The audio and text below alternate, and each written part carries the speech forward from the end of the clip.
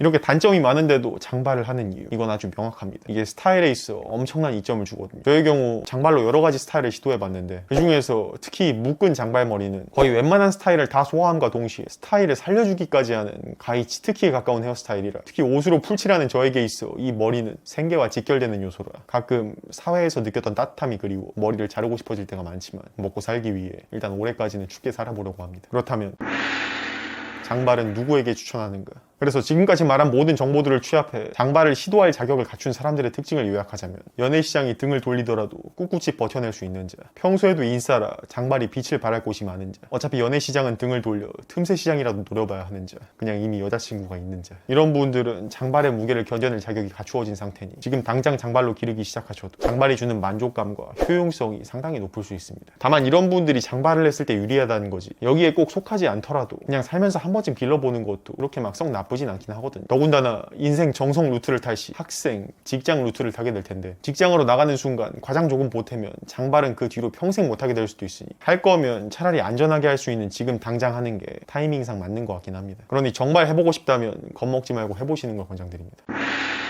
그렇다면 장발을 시도할 시 무슨 머리를 해야 하는가?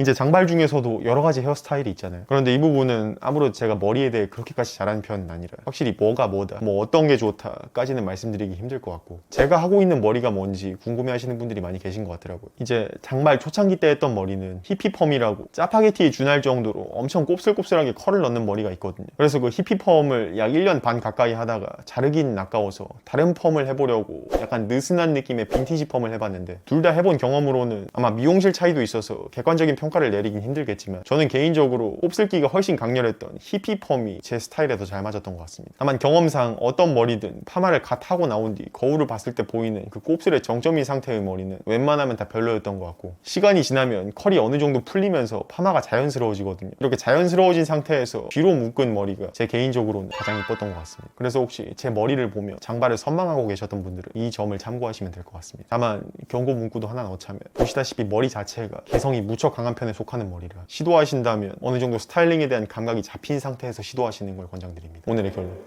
춥다.